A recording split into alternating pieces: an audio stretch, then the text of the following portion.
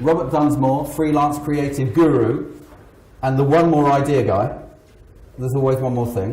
One more thing. Yeah. Georgie Moran from St Luke's, and Jordan Wade from Freeman XP.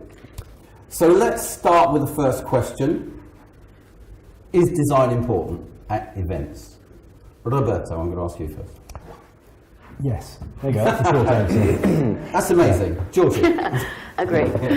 Yeah. Look, design, creativity, every event that you do has been done before. So you need something that distinguishes it from the one that happened before or the one that will happen the next time. And most of the event is made out of stuff that's been hired. That's infrastructure. So you need the creativity, you need the design. That's your culture.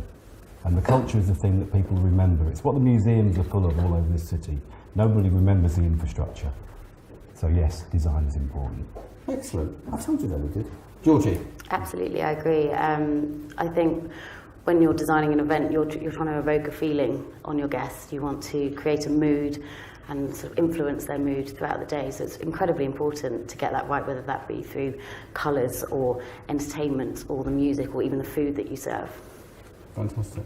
Jordan. Yeah, design's really important, especially when you're at events where you see, wow, I wish I would have done that. And it's really seeing how other people do things and other inspiration that's out there that you can bring into any kind of event or experience and really kind of be design-led from the beginning, even when you're approaching the event, from the emails all the way through the event and then after the event, and just creating that whole holistic experience. So it is vital, design. Good.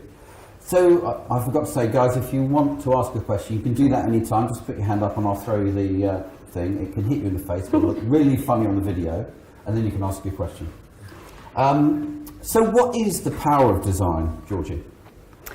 Golly, it's a big question. I think it can vary so much depending on what budget you're working to, what space you're working to, what client you're working to.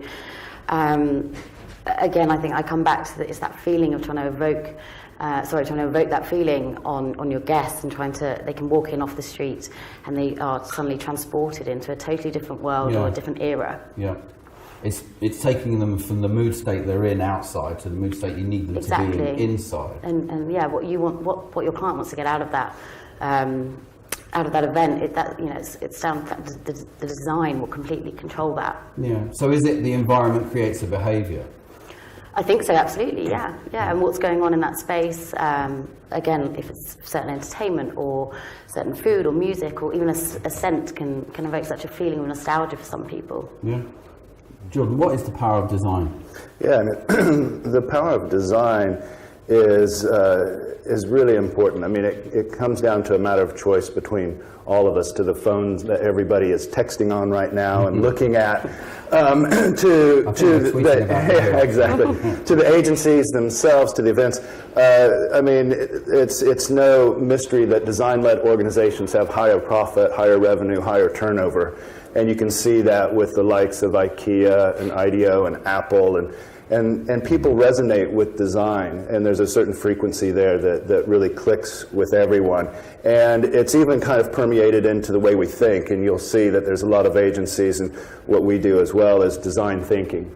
And that's where you can really kind of minimize all the waste and maximize efficiency, and that's what we look at doing.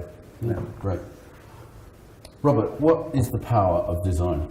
Well, exactly as Georgie and Jordan have just said, design can add value.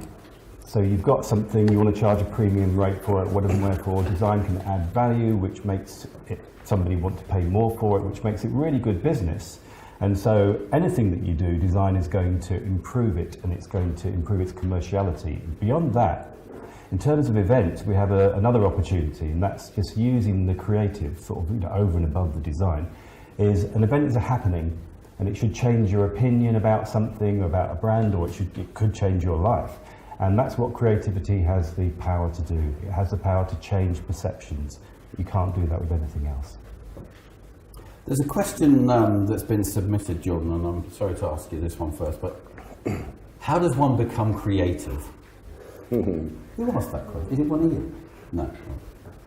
I mean, you know, there's that generic answer where we're all creative, and there is truth to it. And a lot of the exercises we'll run at different design thinking workshops illustrates that right at the beginning, where we'll run some exercises to kind of free that creativity that's inside you. But how does one become it? I mean, I think that if you're talking about that as a profession, I mean, that's just something that you're drawn to. Like, we're all drawn to either spreadsheets, we become accountants, or we're creative. Yeah, exactly.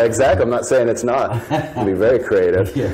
And or you are not paying attention and you're drawing in class, and you realize that maybe you can make money doing that and be creative that way. And so, yeah, I mean, it's innate, and we all have it. It just is the way it kind of manifests itself is different in each of us. Robert, I'm going to lead you into it. So I heard the other day that creativity is like a muscle. The more you do it, the better you get it. It's an exercise. It's not a... So how does one become creative? I'll go with your muscle. That's a good answer. Yeah, you can't just be creative, or else everybody would do it. You know, everyone can be more creative, and that's a great idea. And that's part of the reason we all like our phones and stuff, because it allows us to see something that we like and join in, and it's as near as we get to when we were a kid and actually playing in the first place. But to be creative, how do you become creative? I think you have to find something in yourself that is beyond everything else that you see, beyond that you can't express yourself any other way. And then you become so curious that you want to change things. And when you want to change things, you start to experiment. And when you experiment, you find new things. And that's the excitement that creativity gives you. How do you do it? It's a ridiculous question, to be perfectly honest. Isn't that a Nike thing? Just do it. You've got to live it, to be perfectly honest. I think you've got to, art's a really good way of doing it, because art kind of predicts the future, and that's the thing that gets left behind. So look at how everyone else has done things and learn from it and make your own version. And I guess, sorry, just to follow up, isn't it a way of looking at the world? Design thinking is a way of looking at the world, isn't it? I think it's a way of discovering the world. Okay, good answer. Georgie?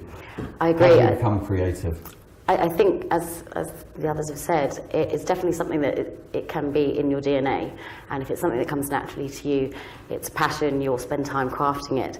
I think for those that aren't inherently creative, I'd probably say the best way to practically try and improve on that would be to research and practice. So there are so many tools out there now. You know, even if I do an event and there's something I want to try that I've never made before, never done before, I will quite often look on, YouTube tutorials or Instagram or Pinterest. It's just endless. So, practice that kind of thing. Do it for friends and family. See what their take is. Take feedback, and then try again, and just keep going until you find something that works for you. I think really. I think it's also important to talk with your client, find out what they want to get from the event.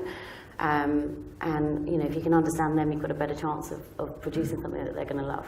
Yeah, I suppose to Jordan's point, everyone is creative, and even as we were saying, you can be a creative accountant in a good way. Yeah. In a bad way. Being able to design, and that is a different set of skills, isn't it? I think so. Yes. Like they were saying, if it's in you, it's a lifestyle, not a job. Yeah. So you wake up in the morning, you choose what to wear. The way you prepare your lunch, for example, if it's in you, it's in everything you do, and it's a lifestyle for sure. Yeah. Is that creation or curation? Ooh, that's a good question. Maybe another event huddle topic. Yes. A question submitted here, Robert. Are there any shapes, colours, textures that should always be avoided? Or, let's look at the positive of that, I'm a glass half full sort of guy, that should be considered? Depends what you want to say. It all comes down to the brief. Everything is about the brief. You're spending someone else's money. So nothing is off the cards. There isn't anything that you should avoid, but there are things that you can always do better. So, in terms of colour, there is a code. If you cross the top 100 brands with a Pantone chart, you can see what industry is what colour. So you know that 52.5% of all financial brands are blue, but the people who advise the blue people are yellow and grey and silver and brown. And so if you're if your product is, or your client is advising financials, don't be blue. Yeah.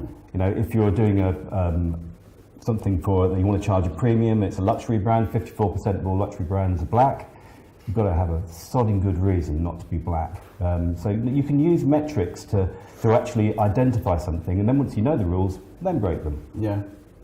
That's a good piece of advice, actually, to creativity isn't just sitting there having ideas or coming up with things, it's looking at the arena, isn't it, and working out where you can and can't play. We are. All of these guys here, they've got great jobs, but they spend other people's money, so there must be a return on that. But at the same time, they can be wonderfully subversive, and they reach behind the backs of their clients to their audience. And that's the joy of it.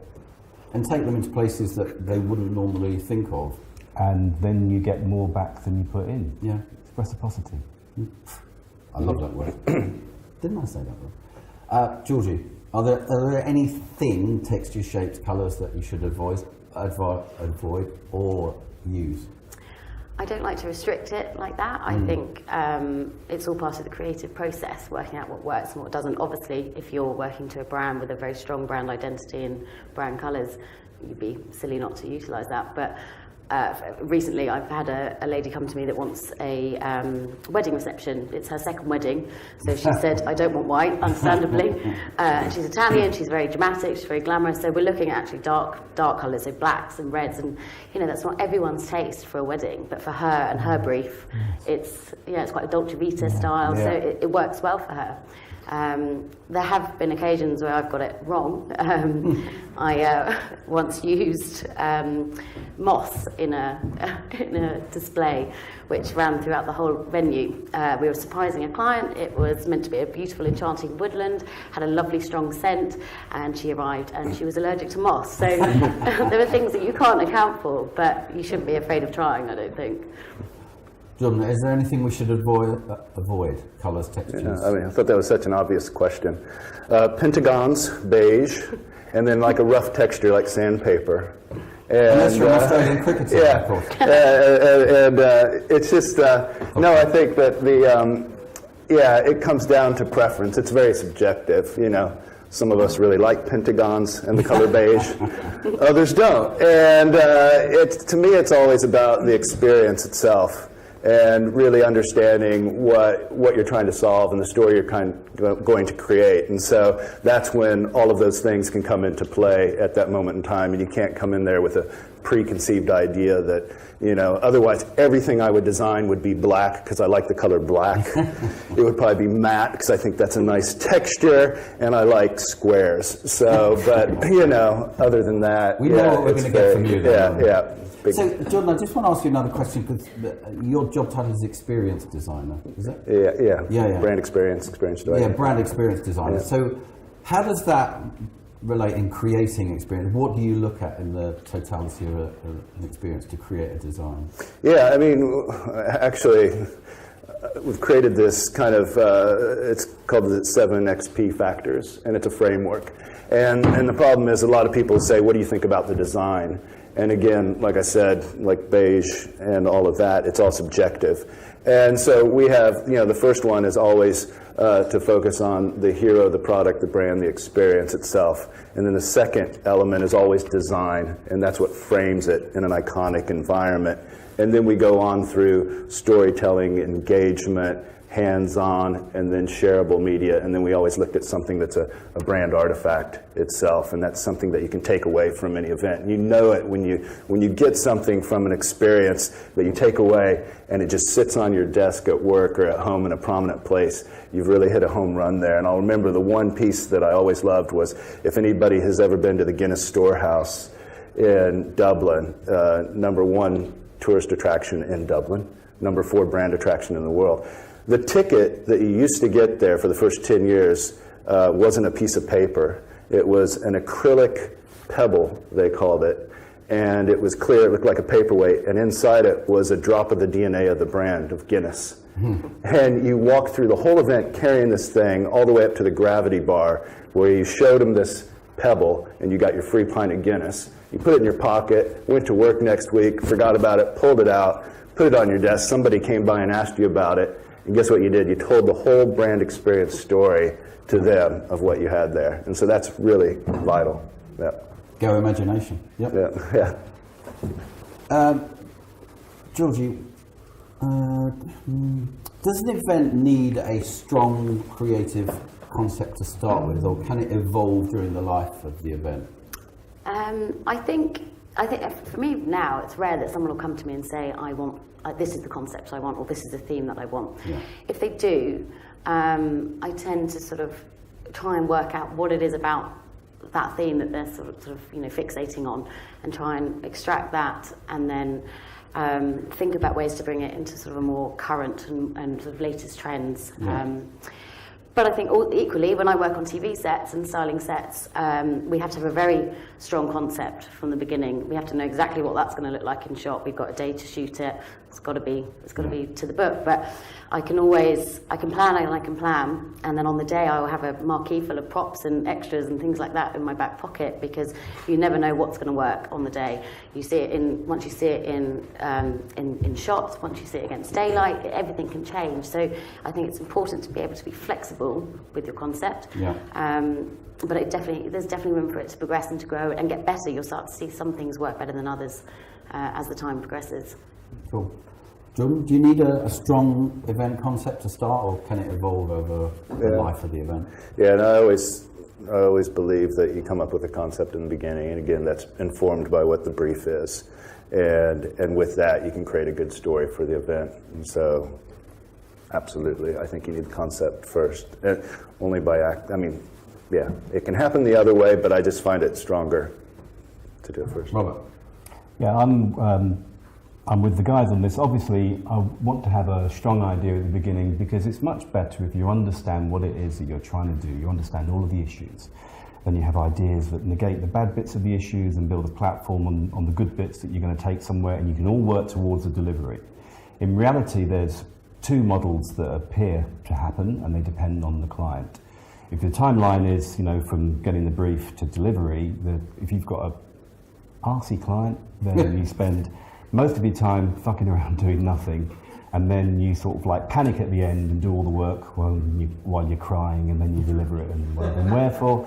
If you've got a sensible client, and they'll get much better value for money, you workshop the whole thing at the beginning, exactly like Jordan said. You decide what that hero thing is, what that platform is, and then you build upon it, and that informs, exactly like Georgie says, it informs everything that you do afterwards. And then you get a much more complete, holistic thing, and it touches much deeper into people's emotions. Thanks, Robert. Jordan, what advice or tips have you got for event design on a budget?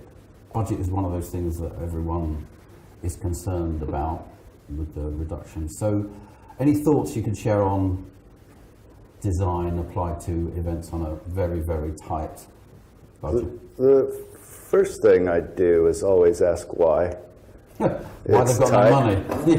And then the second thing I do is, depending on the event, and I've had this happen before, there was a pharmaceutical event where I asked the question, why? And because I found out that they were the number one leader in a HIV medicine, but they weren't communicating that way. And so in educating the client by asking why, and asking the right questions, they were able to ask their bosses, why don't we have a bigger budget? And guess what happened? They wanted to look and communicate like the market leader, and so we did get a bigger budget. Yeah. But to answer the question on the other side, there's always paper bags and candles, which work great, and they're cheap and low budget. And I think some of the best creativity comes out of a low budget when you're really, really, really pushed. And if you have great creatives around you, you can really come up with some fun things really fast and on the cheap. Hold your event in a monastery or a nunnery. Yeah. I just want to push you on that thing you said, because I think that's an important point around the creative and design process, the why question. Mm-hmm. I think that's one of the things that... Yeah, I mean, I've said why a lot of times, and it's amazing what that opens up. And it's, because the whole process is not as much about us learning about the event, but it's also about the people briefing you on the event, learning about what they want as well, because a lot of times they don't know. They can tell you everything it's not. You show them, it's not that, it's not that, it's not that. But that's where it's this collaboration and co-creation where you learn and educate each other on it. And so it can really benefit both ways. I suppose the creative process allows you to have the bravery to ask clients why. Yeah. I think often in other departments you don't really feel you can do that. Yeah, when we do design thinking workshops, we park a lot of that ego and stuff at the door and have really candid conversations, and it really opens up everything and kind of gets rid of all the fears, because we all have fears and inhibitions. And when you enter a room here, you're like, oh, don't look at me, I don't want to ask a question and all of that. Unless you're sitting at the front, then you want everyone to and look then, or I'm thinking, is this the one where it's just gonna, you get stage fright and everything? Yeah. Has anyone got any questions before? Oh, there he goes. Look, what a brave guy. Yeah, well done. Good catch. Talking to the thing. Sorry? Talking to the top of the box, yeah. Okay. There you go. Like this? It's Okay. on video, Yeah. so yeah. The question is, you spotted quite a few times. So, working along with the clients or panicking at the end and trying to provide something that's gonna work and sell itself. What do you recommend? What's the story? So basically, the question is, what do you recommend as an advice for a designer? Do you recommend to work along with the clients, Yes. or more drop something on the table and try to sell it as a super professional? So I love that question. So that's a great. So I think you're first. No. Yeah. So is it about, as Jordan said, co-creation, or are you a fan of the ta-da, we've solved everything, Mr. Client, there's your idea? No, it has to be about the brief. You have to work with the client. It has to be about the brief, because that's your actual goal and that's your objective. So even if they don't know what the brief is, then you have to define it for them. It's define, design, deliver. Issue, idea, delivery, whatever format you want to be. It has to be about the brief. So you've got to define exactly what the client wants in the first place. And then you work with them to explain exactly why you have control over it. They get to trust you along the way, and that actually allows you to go further. Georgie, the ta-da moment or the co-creation? I agree. You do need to follow a brief. A client might say they're not really sure what they want, but as soon as you start showing them things, they'll quickly tell you what they don't want. So I think it's very important that you know where you're going from the beginning. And then, of course, there will be ta-da moments throughout the process, but you need to have a clear understanding from them first. Jordan. I believe in both, and that's why the clients get so excited when they work with an agency, is for a ta-da moment. And so the example I gave of Pegasus, this HIV and hepatitis C drug, was we met the brief, because I think you always have to meet the brief before you can do a ta-da. So we said, here you go, you had 50,000 pounds, you wanted us to reshuffle everything, and this is it, looks great, huh? And they're like, yeah, great. And then you show one more slide, which was a ta-da slide, and they said, what's that? And I said, oh, that's what the market leader in this drug looks like. And they're like, well, that's us, isn't it? And it's like, well, yeah, but this is, has another zero on the end of it, so you're not even close to that. And what was great is they were like, well, we want to be that, I said, well, you can't, because your budget doesn't allow it. And they said, well, no, we really want to. And so we said, okay, let's figure out a plan. And so then they took it back to Switzerland, or I think that's where they were, and they put a plan together and got the other zero added to the end of it, and were able to communicate and be like that. So the ta-da moment allowed for that. But if you do the ta-da moment first, it always fails. You have to meet the brief, so they go, oh, you listened to me, And then, so you always have to do 2 pitches sometimes. Sorry, 2. In this country, you don't like that. all that. So, but I guess that's an evolution of understanding and knowing where the client is and doing the research around it. Yeah, but exactly as we've identified, it's much easier to do a Tadamo event if you've actually got a context of answering the brief in the first place. Yeah. And quite often, So I guess most Tadamos come out of left field and the client's got no idea of what's going on.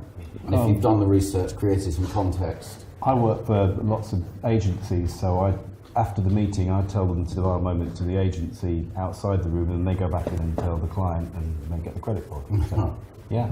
You're such a good guy. And we were talking about events on a budget, or design on a budget, so Jordan answered. So any tips, advice for designing on a budget? Yeah, there's always another way. You just have to work harder and be more creative. So, you know, whether it's can't afford a Twitter wall, okay, we're going to paint something with chalk paint, and we'll hire 2 art students and we'll write down every single tweet. Yeah. And you end up with 14 meters of tweets, and it's a landscape. Sounds like you've done that. Yeah. So, all sorts of things. There's always something else that can be done. You just have to work a little bit harder for it and get paid less. There's a thing that, there's a thing that in the industry where if you're working for a certain soft drink brand with big red lettering, they might have £1 million to spend, but if you work for their rival, they've got no money to spend. And creativity often comes out of the smaller, harder working, no budget, try and make it work thing. Because you work harder, and when you work harder, you get a better result. Yeah, it's the stimulus. Georgie, events on a budget or designing for events on a budget? Yeah, absolutely. The smaller budget you have, the more creative you have to get. I think one of the things I used to always be a little bit afraid of when I was a bit younger was negotiating with people, and I think the more you build up relationships with suppliers, the more trust there is between you, the more scope you've got, more wiggle room. But again, it could just be you take it back to the bare basics and start making things yourself. And for me, that's where, you know, I go back to relying on that sort of research and practice and tutorials, work out how you can do it, build it yourself, and Yeah. So, questions? Oh, good boy. You sure you can catch it? Make sure. Let me just.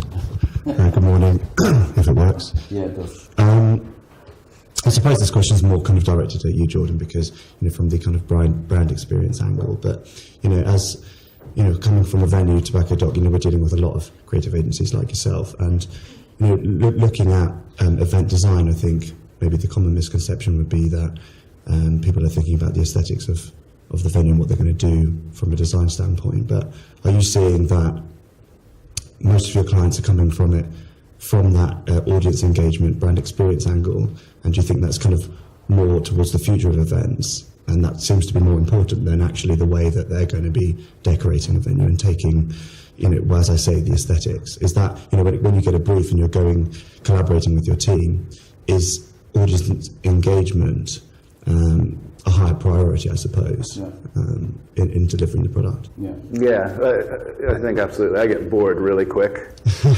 So everything I do and create and have our studio create has to be very exciting. I mean, one of my old clients was a car client, and I don't own a car, and I'm not into cars, and I don't care how many brake horsepower it is and all that, but there's a lot of people that do, and so if I could get myself and my team excited about it and everything, then we're communicating something really cool. So yeah, it is. It's understanding the audience and making something that's excited for everybody, which is a task in itself. Yeah.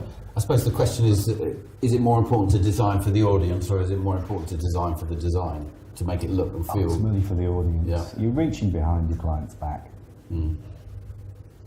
Georgia? I mean, what I do is very aesthetic-led, so So you. so it's very heavily designed, and what I'm always sort of aiming for is that gasp, that wow factor when someone walks in, which I think is, you know, is beneficial to an audience. But Yeah. it's always good to have things that are engaging for that audience as well, because, you know, like Jordan said, it can get boring after a But while. I suppose that wow is when people walk into the room. That's engagement. That is the anyway, isn't it? engagement, yeah. Yeah. Cool. Any more questions? Oh, a tentative question. Hi. Actually, it was quite interesting what you just said about the audience, because originally my first question was going to be about, you know, you were talking about you have to ask why at the start of a brief. And I was just wondering whether, I've heard of like the 5 whys, and I was wondering design whether, thinking, whether you have to great. try to integrate that into the meeting, but then also, how do you know what the audience want, and how does the audience know what they want? That's Good great. question. That's great. I mean, the audience never knows what they want. I mean, that's my favorite. My favorite quote was that Henry Ford quote: "If I listened to my customer, they would have asked for a faster horse." So, yeah, and then we're all like that. Who knew that we needed an iPhone and iPads and all those things? And so, yeah, I mean, I think the just being, I like what we said about curiosity. Creativity is curiosity, and we're all curious. And so it is the 5 whys. You know, there's some great design thinking tools. That's Hyper Island tool there, and it's just like really kind of using things that are very curious, and it's all about discovery, like you're saying, and just really kind of getting under the skin of everything to find out. Sir John Hegarty of Bartleby Hegarty said once that they always, as an agency, run the piece of advertising that researches the worst. Because they want to be ahead of the audience, not where the audience is, because the audience doesn't really understand what the paradigms are going to be. Yeah. As Jordan said, most audiences understand that the future looks like more of the same. They can't understand if you take a big leap and it doesn't look the same. Yeah, so I just wanted to capitalize on that, was that it's a human-centric approach is how you want to do it. Yeah. And there is part of it where you are listening to the audience in a way where you can say, no, you know, that's not what you want. Because your listening has to be different, you know, and that's a lot of times people say, can we have a black box with green stuff inside? What's the brief? Well, the brief is, you know, and it's something completely different. And so it is really, and that's where the 5 whys, just if everybody asks, it's like a kid, why, 5 times. When they give their answer, why do you want a black box? Well, because the other ones had a blue box. Why did they have a blue box? And then you just keep going on, and you'll get to a really nice brief at the end of it.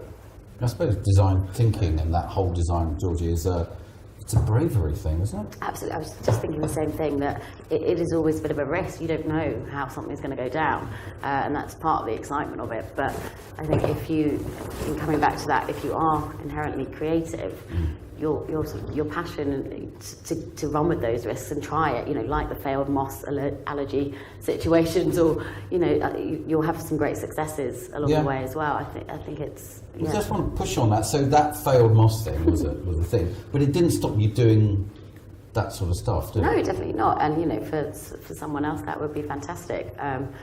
You can't plan for something sometimes, but it shouldn't stop you from pushing yourself and trying something new.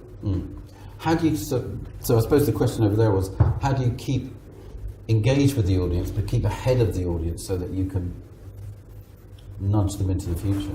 Because if you're going to go behind the client's back to their audience, you then have to go behind the audience's back to what they really think. And so you've got to find out what their behaviour is. You've got to find out what makes them tick, what might actually turn them on. And that's why you investigate. You deconstruct your client, and that's what the why thing does. And then you deconstruct what they actually told you to do, and to find out if there's any truth in it.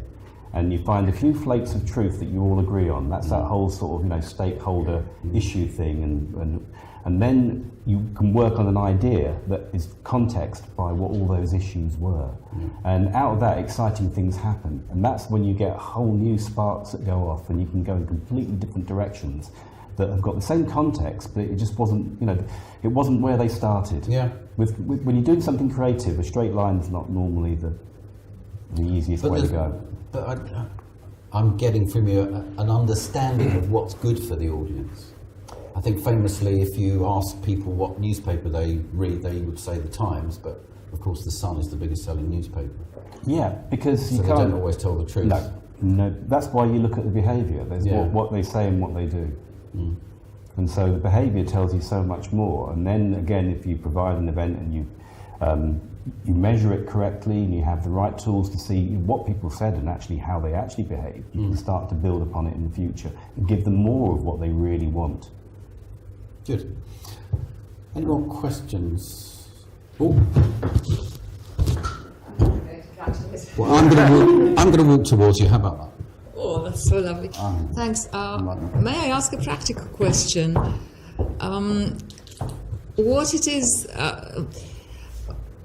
It's about getting paid when you are a designer who is starting kind of the career, and you want to get clients, and the client says, well, you are not famous, we can't really pay you, but why don't you do this for free and then get some exposure? Should you accept such a thing or not? They say that even when you are famous, by the way. Oh. Georgie, let me start with you. I would say absolutely yes. I work for an advertising agency as a visual stylist, but on the side I have an evolving event business, and absolutely back in the day I had to take jobs that weren't going to pay me, and I did that for the experience. I did it for my portfolio. So I think if you can afford to do it, then do it. It's a brilliant experience, and it'll be an amazing learning curve, and then hopefully they'll start to turn into proper commissions. And it's sort of just push on that. As it's your money, so if you're not getting paid, you're effectively spending your own money to do the job. Doesn't it make it more important to you that it is what you want it to be? Absolutely. I mean, I'd say rather than it being my money, it's my time. So Yeah. I mean, time is money, whatever you want to say. But Yeah. again, if you're passionate about it, you don't mind spending that time on it. You don't mind crafting things for someone. If it's what you want to do, Yeah. it's worth the investment of your time early on. It's an investment in the future, and as Yeah. you say, if you are passionate, you're confident that that investment is going to pay off Yeah, later I down think the so. line. Absolutely. Yeah. Jordan, Yeah, I agree. And work for free. yeah, I think work for equity. Do things for free, but ask them if you can have a piece of the pie. So if it's especially for new startups and different things where they don't have money, you can give your services and say, but can I get a percentage, of it, and be a partner or something like that. And then a lot of jobs you do for free just because you love it. We've done pro bono work for United Nations for refugees, and I would never ever think of charging for that because that's fantastic and it's for purpose. And then there's work that you might not necessarily like to do that's very prescriptive but could pay you money, and that's good. So it's looking at all the opportunities and saying yes to all of them. Yeah. Robert, I know you've never done it, but working for free. I'm an independent, I'm freelance, so my business model is busy and busy full. The busy stuff I get paid for, the busy full stuff I don't get paid for, but it turns me on, so I do it. And so I do things that I really like, or for people that I really like. So I do both. I suppose the real crux of it is there's no such thing as free. If you're giving your whatever service, you've got to get something back for it, either in terms of experience, in terms of equity, as Jordan said, or in terms of building your portfolio, as Georgie said, or building relationships, as Robert said. You want something back for it, and if you're giving your stuff for free, you need to be firm about what you're getting back for it. Any more? Oh, good. Hey. Catch? Give it a try. Well done. So this is to Jordan. When you work with, because you do brand experience, when you work with a brand, unlike IKEA or Apple or something like that aren't used to design thinking, how do you start the conversation with them? Yeah, because so many of them are so stubborn. Yeah, a lot of them, they probably do use design thinking in their process, and it's but as with anyone or anything, it's just introducing them to it. And what we do is we'll offer like free workshops and stuff just at the beginning to kind of showcase it and everything. And but it's talked about. It's a great methodology, and we use it as our own process. But you can also introduce it for other businesses to use it as their daily process. And a lot of the workshops we've run, we have an exercise called Stinky Fish, which we've got from Hyper Island, and they have a free toolbox online. And it's before you start a meeting, you get out all the fears that you have, which is not enough money, boss is going to hate it, idea's too big, idea's too small, all the different things that block you. Because once that's done, then you've got all those roadblocks out of the way and you can start creating. And so a lot of companies now are using this, that we've introduced that to in a workshop So it's a really good way to kind of bring that to life, and there's lots of resources online for that. Yeah. So, Robert, working with clients who don't understand design/creativity. You do exactly the same thing, you just use a different language to tell them what you're doing. I guess to that point they do understand it, they just don't understand it in the context of what we do. Yeah, so you speak to them in a language which they wish to be spoken to in, so that you actually gain their trust and gain their collaboration, but you're still doing design thinking, they just don't know it. They call it something else. Georgie? I think we do something within advertising called fake it to make it. So you basically show them what the finished product's going to be like, so they can visualise it, because not everyone is a visual person. Yeah. Good. There's one other gag you can do with that is that you give people more ideas than they originally thought they were going to get, and you deliberately give them ones that scare the pants off them. And then they roll back to the one that you thought they were going to buy in the first place, and it gives them the illusion of control. Yeah. Ooh. Can you catch? Good girl. Hi, hello. Hi. So my question is regarding clients that may not be so familiar with design or time frames. So basically, let's say that the client has an idea with potential, but has unrealistic expectations regarding timelines or budget. So how do you educate clients with that? Because I find it really difficult sometimes with clients who expect a lot, but offer like little. Georgie? Gosh, yeah, that happens all the time. I think you just got to be realistic with them. Walk them through that process as easily as you can, and build realistic timelines for yourself as well, so you're not overstretching yourself or budget-wise, and just be very honest and upfront about it from the beginning, really. Yeah. Jordan? Yeah, and you have to show them the benefits of design, and the best way to do that is to talk numbers and revenue and what it can generate for them profit-wise, and why it's a good investment, which means it takes more time. I mean, I can tell someone to design a Tesla, but I can't tell them, can you make it in a day? Not yet. They probably will be able to, but you can't have someone build a car, design a car like that, so everything is a process, and so it actually, and then to just tell them exactly, a lot of times they don't understand. They think there's a render button on the computer that you push and it renders their whole project, and it only takes a few hours. And so you have to really explain to them that, first we analyze, then we sketch, then we draw, then we get together, then we say, nope, that's not good, and we start over. And you have to really hold their hand and just say, this is how the process works, and then they'll start to understand. Yeah. Robert? Unrealistic timelines. It's exactly right. This what the guys have said is absolutely spot on. You have got to be brutally honest with them, and you've got to use the language thing. If they don't like the design thing, then you can express it as percentages. If you do this, it's going to be 13%. If you do that, it's going to be 43%. Which one do you want? If I do this, you're not going to like it. If I do this, you probably will like it. Which one do you want? Try to make everything into A and Bs and lead them to the right choice. I'm not sure where you work, but I guess from my experience, the big agencies are very firm around their timelines because they know it can't be done any quicker. And I think if you work in a smaller place or you're an individual, you tend to try and be client-pleasing, which actually only damages you. No matter where you go, there's a certain amount of time it takes to do things, and you can't be unrealistic in terms of delivering that. Any more questions from the floor? Are you? No. I'm like an auctioneer. That was a bid. Yeah, you've got to ask the question now. She owes us $1 million. You've got to ask the question now. Okay. See you after. Robert, there's a question about designing for specific things. So the actual question is, how do you design for networking?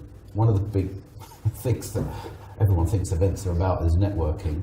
And are there any specific things, tips, tricks, gadgets for creating network environments?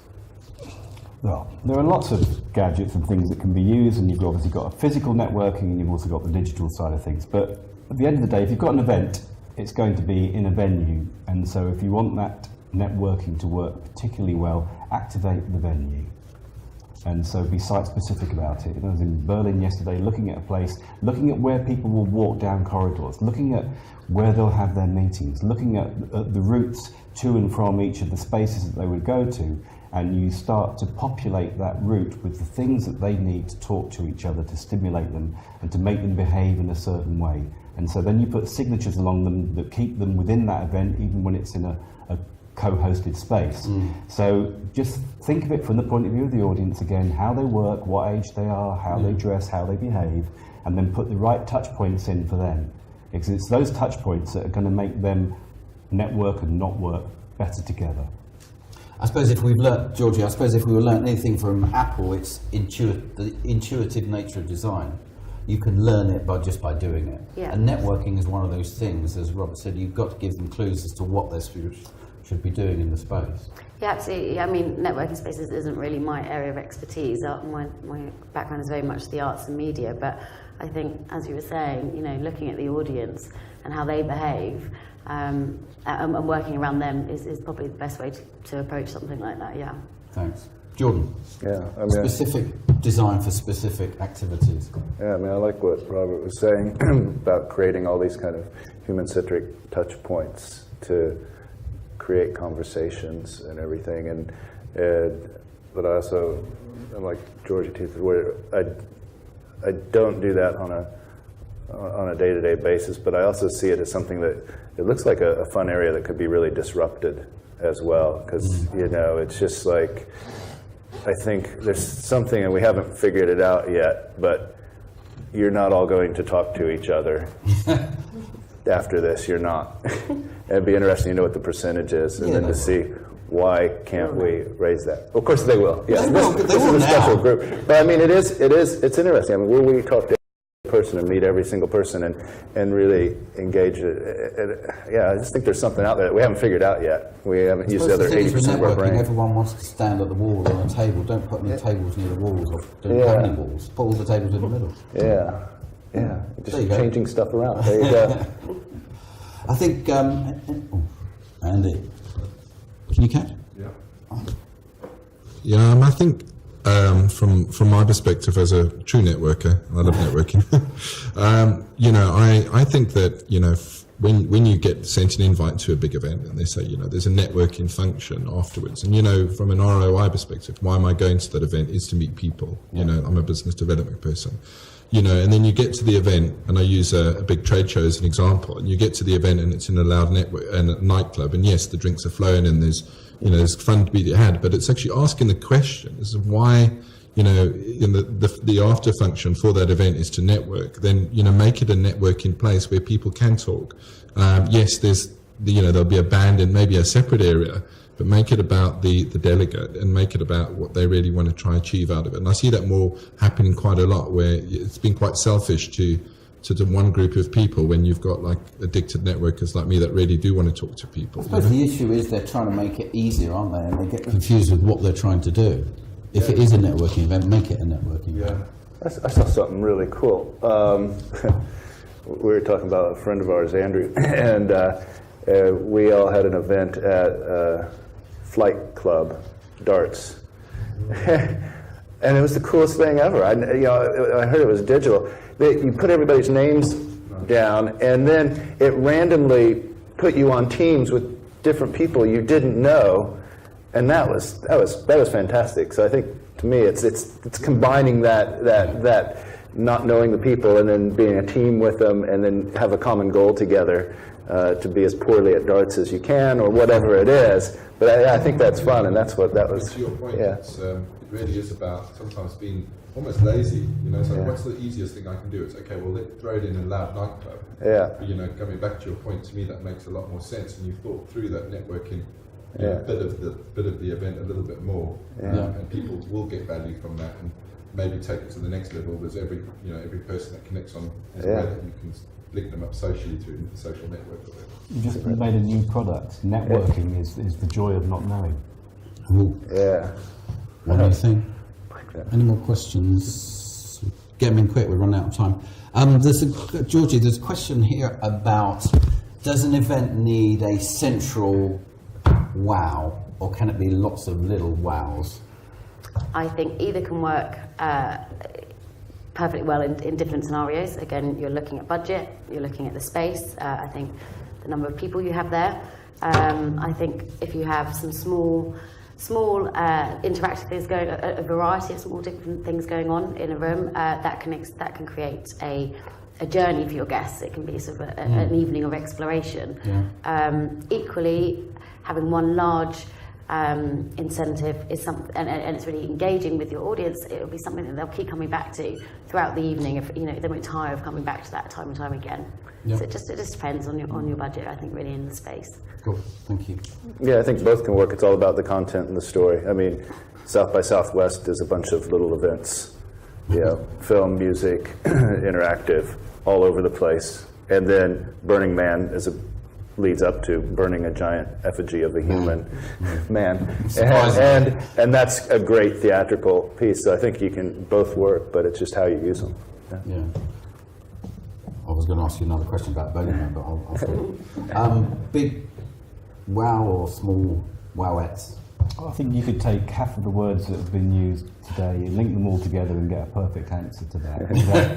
Watch the video, it'll all be You can online. have Georgie's great big walk in there, and that's amazing. And that's a signifier for the event, and it's something that pulls people together, a shared experience. You can have Jordan's touch points and human touch points all over the place. And then you can have small touch points, but you still have that signifier that everyone recognises, that joins you together as a community and stands for that event. So it all comes down to semiotics. You've got this brief, you need to have a platform or a symbol or a signifier for what the event is about. That's your culture over infrastructure thing.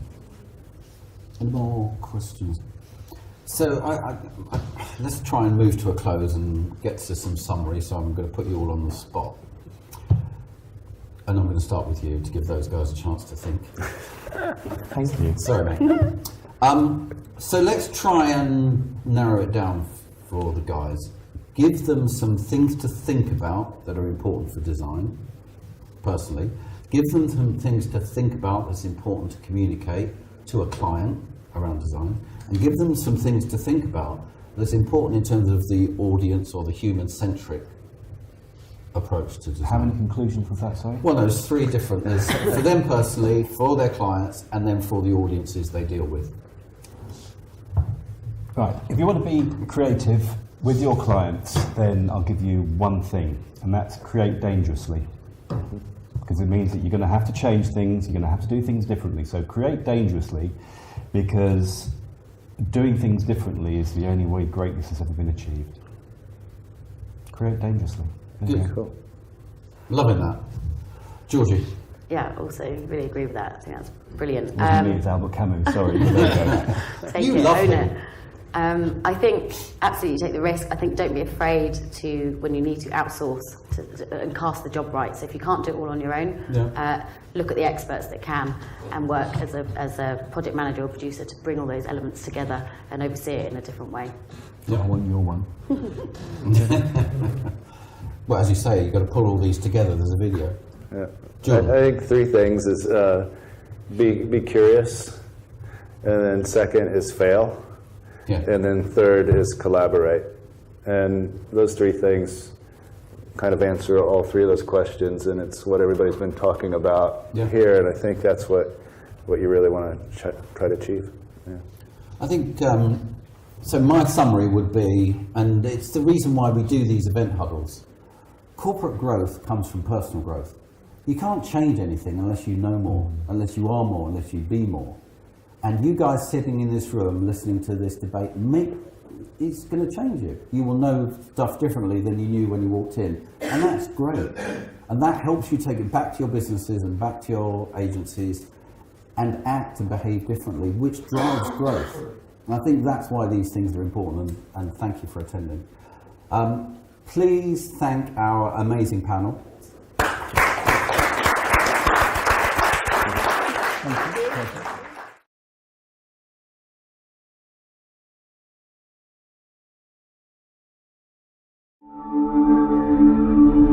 you.